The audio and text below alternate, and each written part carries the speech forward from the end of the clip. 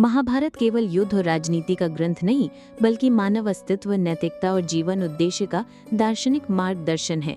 और जब इसे मॉडर्न फिलॉसफी के लेंस से देखा जाए तो ये एग्जिस्टेंशियलिज्म, मॉरल रिलेटिविज्म और सेल्फ रियलाइजेशन की गहरी परतों को उजागर करता है। अर्जुन का कुरुक्षेत्र में खड़ा होना और जीवन, मृत्यु, रिश्तों और कर्तव्य को लेकर उठे सवाल बिल्कुल उसी तरह के हैं जैसे आज का इंसान करियर, रिलेशनशिप्स और मीनिंग ऑफ लाइफ को लेकर संघर्ष करता है। ये एग्जिस्टेंशियल क्राइसिस का शुद्ध रूप है और गीता का संवाद मॉडर्न एग्जिस्टेंशियल फिलॉसफी को यही बताता है कि मीनिंग एक्सटर्नली नहीं बल्कि अपने कर्म और पर्पस में ढूंढनी चाहिए।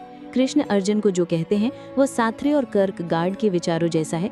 तुम अपने कर्म में स्वतंत्र हो लेकिन फल पर अधिकार नहीं, यानी फ्रीडम के साथ रिस्पॉन्सिबिलिटी जुड़ी है और यही ऑथेंटिक एग्जिस्टेंस है।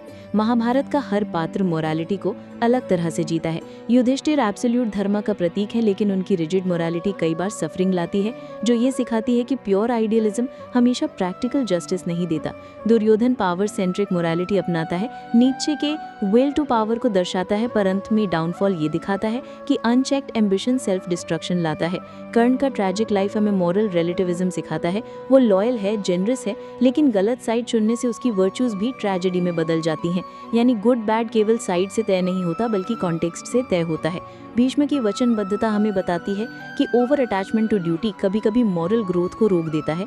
ये मॉडर्न डियोंटोलॉजिकल एथिक्स और कॉन्सिक्वेंशियलिज्म के कॉन्फ्लिक्ट को उजागर करता है।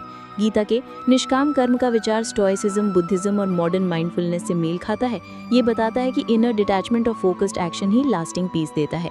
महाभारत का कोर लेसन है कि जीवन का उद्देश्य केवल जीत या हार नहीं बल्कि सेल्फ रियलाइजेशन है।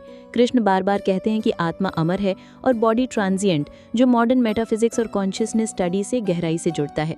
आज की दुनिया में जब लोग मटेरियल सक्सेस के बीच मीनिंग खोज रहे हैं, महाभारत हमें याद दिलाता है कि रियल फुलफिलमेंट एक्शन और अवेयरनेस के संतुलन से आता है। अंततः ये ग्रंथ मॉडर्न फिलॉसफी को यही संदेश देता है कि एग्जिस्टेंस एक बैटलफील्ड है, मोरालिटी कॉन्टेक्स्ट ड्रिवन है और मनुष्य का सबसे बड़ा कर्तव्य अपने कर्म को ईमानदारी और जागरूकता से निभाना है, क्योंकि यहीं से लिबरेशन और सच्चा आनंद प्राप्त होता है।